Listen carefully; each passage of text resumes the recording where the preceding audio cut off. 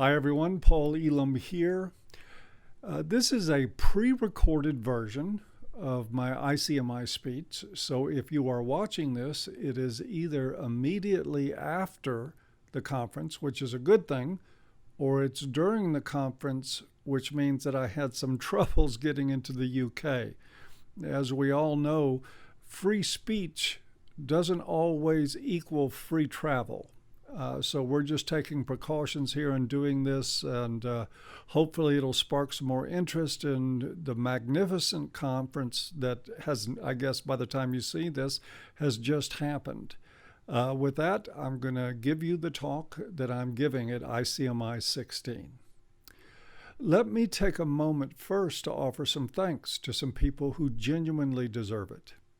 To Mike Buchanan and the people at Justice for Men and Boys for doing such a fantastic job of putting on a conference of this scale. Also, there's a list of people at AVFM and elsewhere who deserve recognition and thanks.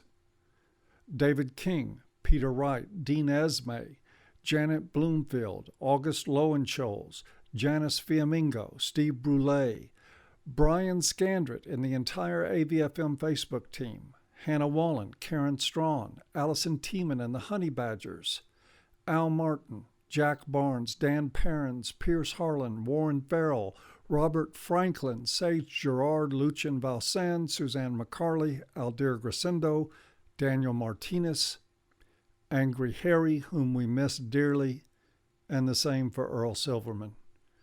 My apologies to the people I've neglected to mention. There are scores of you. Also, a thank you to my partner Stacy, who has remained my best friend through one heck of an interesting ride. 8 years ago, A Voice for Men was founded with the intent of forcing a discussion about the issues faced by men and boys. At the time, we were one of an isolated, small, and scattered collection of people dedicated to that cause. Since then, the world has changed. That discussion has begun. A significant challenge to feminism is expanding through the cultural narrative, and much more importantly, within that challenge lies the potential to actually make some badly needed changes for men and boys. The possible changes have been spoken to here at this conference, and the challenge to feminism has been amplified by some very exceptional speakers. I really don't think there's much that I can add to what they've already said. As the last speaker here, I do want to add something else to this growing discussion, knowing that the important work of anti-feminism will continue.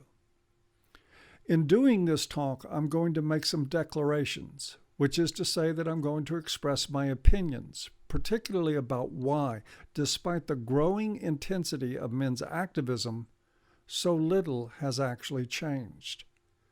To be honest with you, I don't think we really will see real progress until we have a more complete understanding of a couple of things. One, men have a lot more problems than just feminism. And two, feminism, as destructive and morally bankrupt as it is just another symptom of a larger problem that has been around a long, long time. That problem is called Gynocentrism. And it is not only the reason something as insane as feminism has managed to flourish, it is the taproot of a range of problems that have nothing at all to do with gender politics. Gynocentrism is at once one of the biggest problems faced by men and the reason we have such a hard time talking about it. Gynocentrism is why feminism, which arguably started as a sexual revolution, quickly became a social carcinogen and a hate movement. It is why women have advanced so far on equal rights and why they have gone in the exact opposite direction where it concerns the accompanying responsibilities. It is why our family law system was an unjust mess before women could even vote, and it is why it has only worsened in the age of feminism. Gynocentrism is why our boys are under attack in our schools and why we don't defend them. It's why we fail to acknowledge male victims of domestic violence and why we ridicule anyone who insists that they matter. And it is why we did this long before VAWA, before the feminist agenda to turn dysfunctional, pain-ridden families into a lucrative industry. Gynocentrism made feminism a corrupt establishment cash cow and drove the entire industrialized world to remain silent while it happened. In case you didn't notice, when you scan the modern sexual landscape, you will find what Alison Tiemann has called the empathy apartheid, a cruel and unjust disparity of compassion favoring women over men. We may be committing a fatal error to write that unholy divide off to feminism. A society that fails to have an honest discussion about it will be perpetually a society that fails to address any of the concerns that brought us together for this conference. I dare say that a men's rights narrative that contains itself to the evils of feminism while gratifying may well also serve to keep us from getting to the heart of why we're here. So, gentlemen and ladies, we need to talk, not just to the world, but to each other. And we have to do so knowing that even in this room, the conversation is challenging and difficult. It's not easy for men to look directly at women and insist, however lovingly, that they step down from the pedestal. To tell them that we embrace their equality but not their privilege. And to tell them they are valued, but no more valued than their brothers, fathers, and husbands. It's not easy for women to look directly at men and insist that they dismount from their white horses. To tell them that treating women with anything less than absolute agency and autonomy is not only insulting, it is the prevailing form of misogyny. That is a tough talk, but without it, we are bound to follow the path of a Mobius strip, settling for the illusion of progress for both sexes while we go in circles.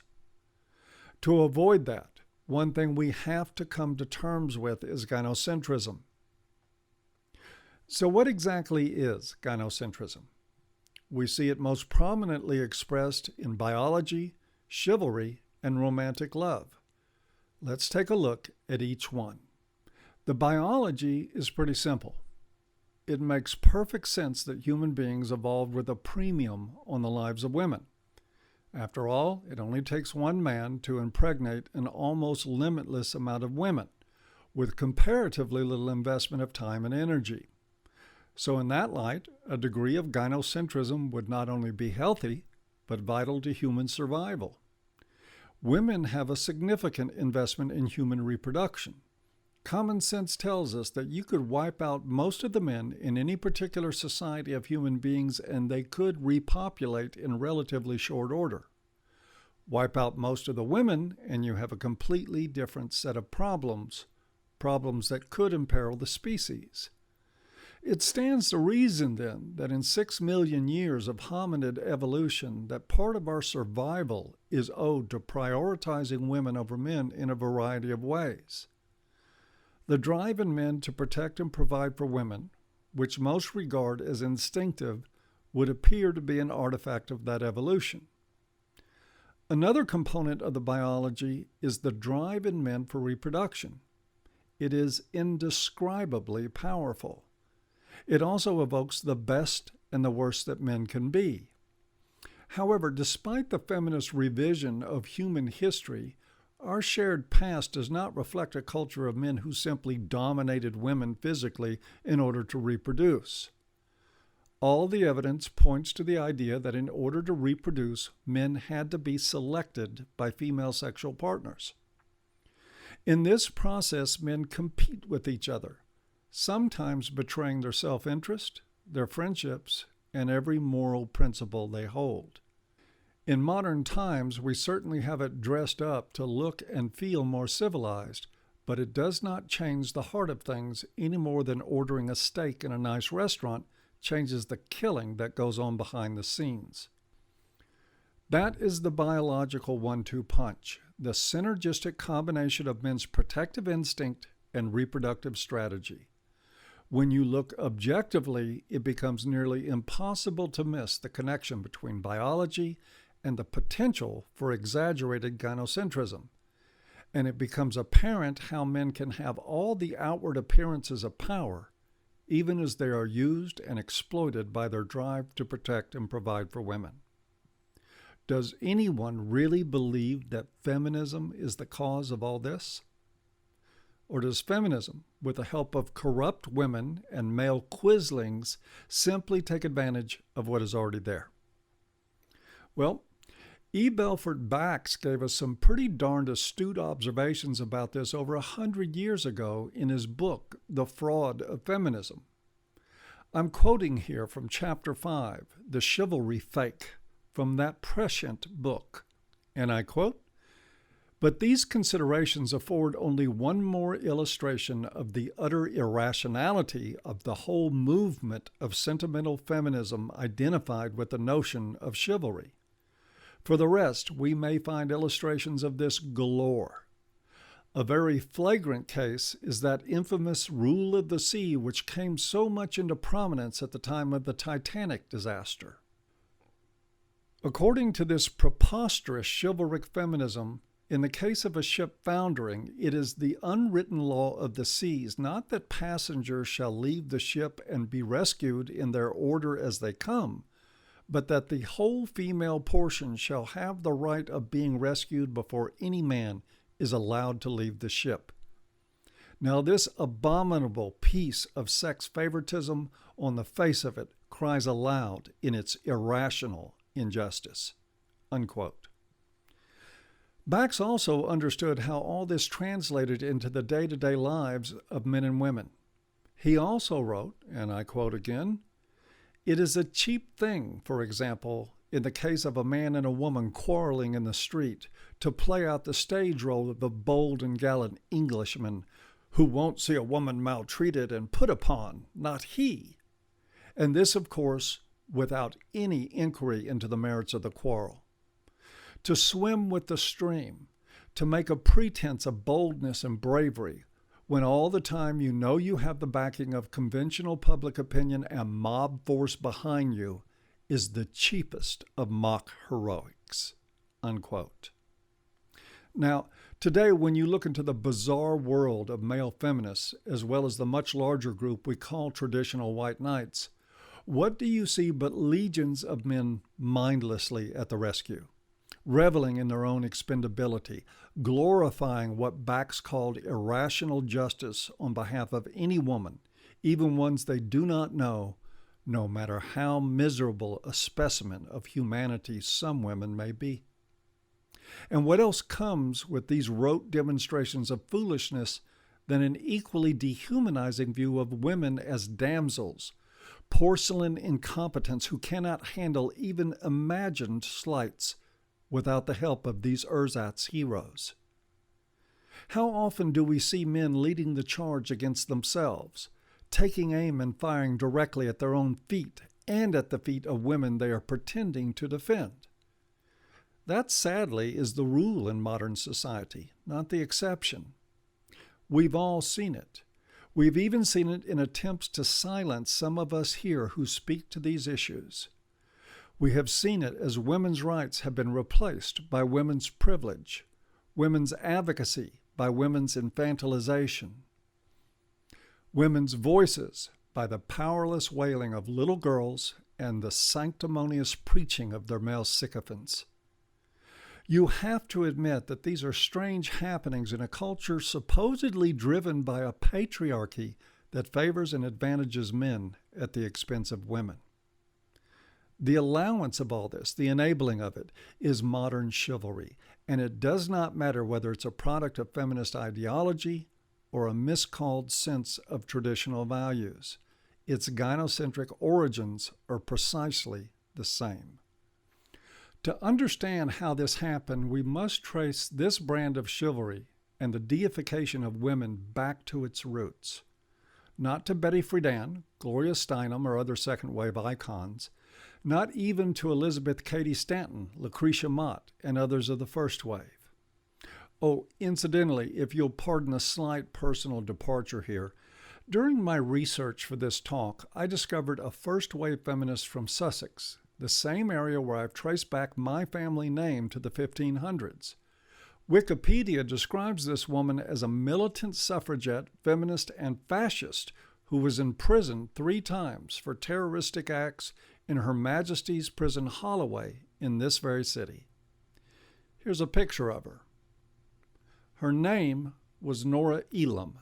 Now, I haven't managed the courage yet to investigate a family connection with certainty, but just in case, I wanted to say here on UK soil that whatever this harridan did, I'm happy to be a part of the movement to undo it. But enough of my history. It's our history that matters, in particular the evolution of gynocentric chivalry. Originally, chivalry was a different concept than we know it today. It was a military code of conduct upheld by the nobility and used to ensure the protection of serfs who lived and worked on their lands, and more than a few times to keep them in line. It also served well to keep men, already inclined to take risks and act protectively, to act in the service of the church, the king, and the aristocracy. That military chivalry was the cornerstone of feudalism. It ensured that arms would be drawn and blood spilled by vassals on command. Those who did not abide by that code or who performed poorly in their efforts were saddled with the same type of shame and disgrace we use on men today who fail as the protectors of and providers for women. Military chivalry was a tradition rooted in the bloody realities of medieval life, but it was not a romantic notion, far from it. So how did chivalry go from being a military code to being a codified standard for men to meet in their protective treatment of women? The answer to that is a matter of historical record. It was through manipulation of the gynocentric instinct. In the 12th century, Eleanor of Aquitaine and her daughter Marie de Champagne engaged in an intensive program to popularize the idea of courtly or romantic love. By definition, this brand of love was adulterous in nature, and it was given value that rose above all other morality. Even, as we saw in the story of Lancelot and Guinevere, above the authority and power of a king. Keep in mind that at the time, and reaching back through recorded history, people generally held 2 notions of love, and both were highly impersonal. There was lust, a purely physical but largely impersonal form of love, and there was what we call agape, an elevated love, as in the love of God or the love of mankind, a sweeping spiritual form of love, but not a personal one.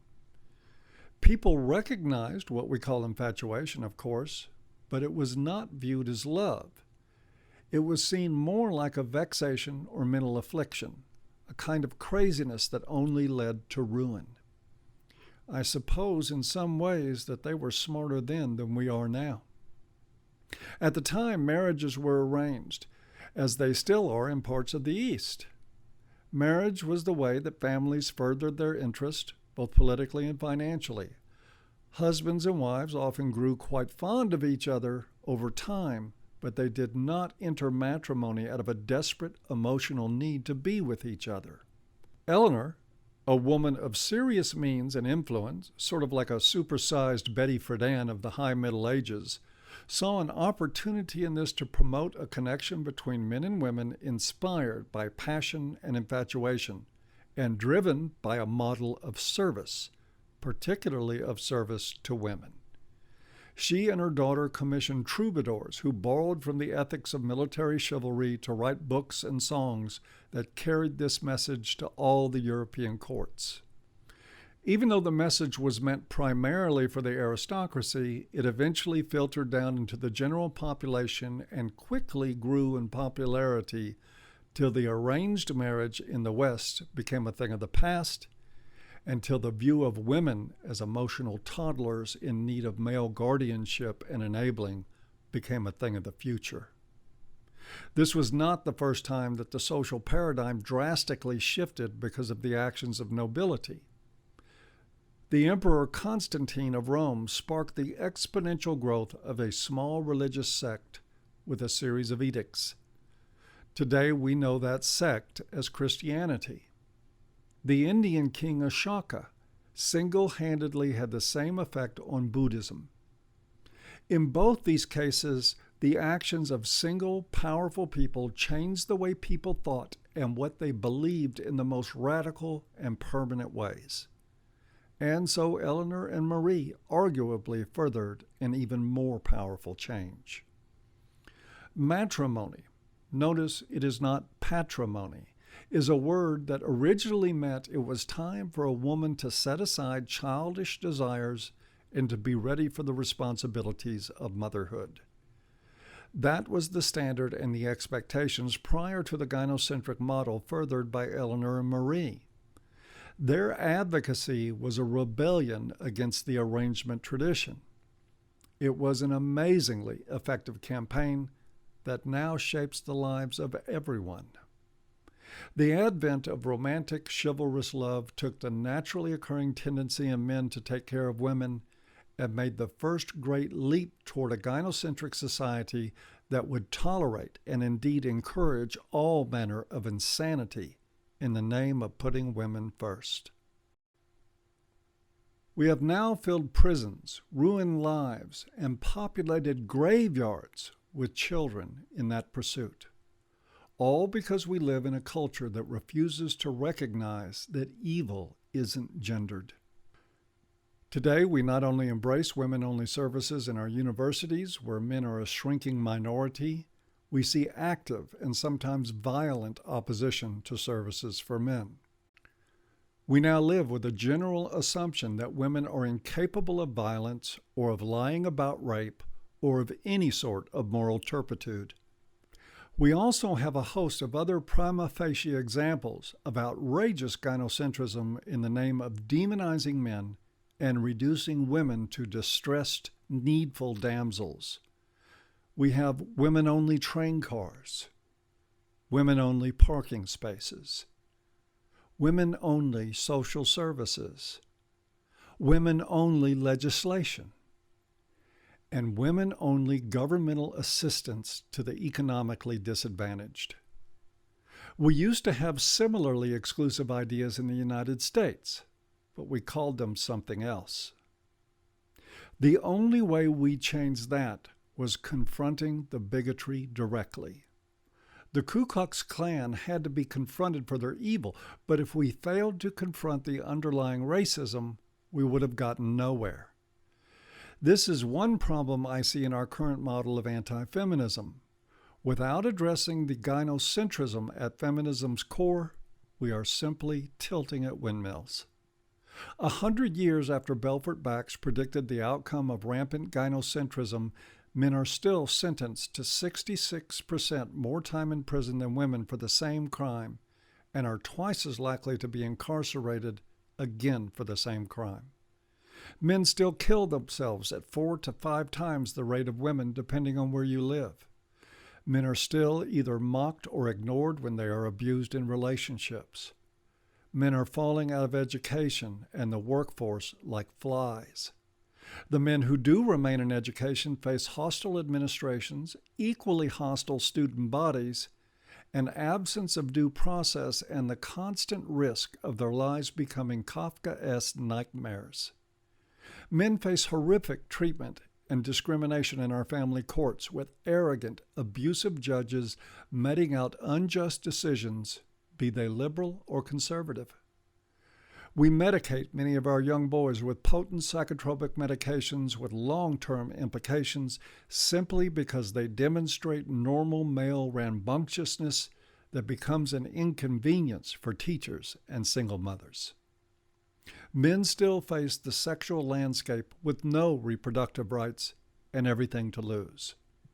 We still, especially in the U.S., routinely sexually mutilate our infant boys, killing some of them off as we do, while we would not dream of visiting such savagery on our girls. There's a long list of other problems, too many for me to address here, but individually, the problems themselves are not the worst of it. The big problem, The overarching evil in this situation is that we live in a culture so bigoted, so insanely skewed in favor of women, that merely talking about any of this is enough to get you socially and professionally ostracized and attacked savagely by Belfort Bax's mock heroes, who are everywhere. I hope with all my might that today, right now, we can all pledge to end this insanity. We can all easily laugh at the antics of Big Red and Trigglypuff and even the hate-filled ravings of people like Julie Bindel. We can find easy entertainment in the bizarre freak show that has come to typify modern feminism.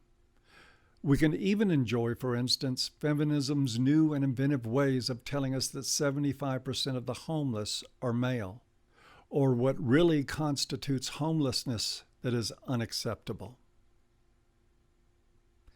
But if we are to ever move past that into a society willing to do anything about the staggering amount of real-life problems faced by men and boys, it will take men of character and good conscience moving past mock heroics to defend their own and each other's humanity. And it will take women of the same character standing next to those men, standing with them. It will also take something else equally important. It will take the older men of this generation setting a better example than we have.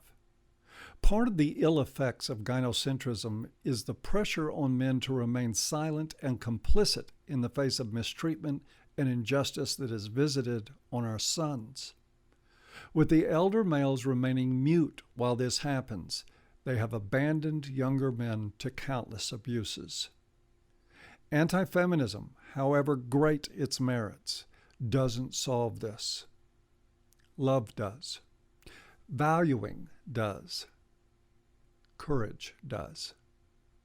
The poet Robert Bly once said of older men, "If you are not valuing a younger man, you're harming him." Truer words have never been spoken. One of the first casualties of gynocentrism run amok was mentoring. This happened as older men who could have done something, allowed the demonization and destruction of male space. The death of mentoring was more than a death of a tradition. It was in many ways the death of the young male's soul. It was the final signal that he was on his own in a hostile world. So even as I came here to challenge men and women to stand on equal ground with each other and to defy the world by viewing each other with equal valuing and equal standards, I also challenge all the older men within earshot of this to let a younger man in your life know he's valued and to be willing to prove it whenever necessary by standing up for him. Indeed, by standing up for all of them. In closing, I'd like to offer the idea that today and every day we have an important choice to make as people who are concerned about the state of modern men and boys.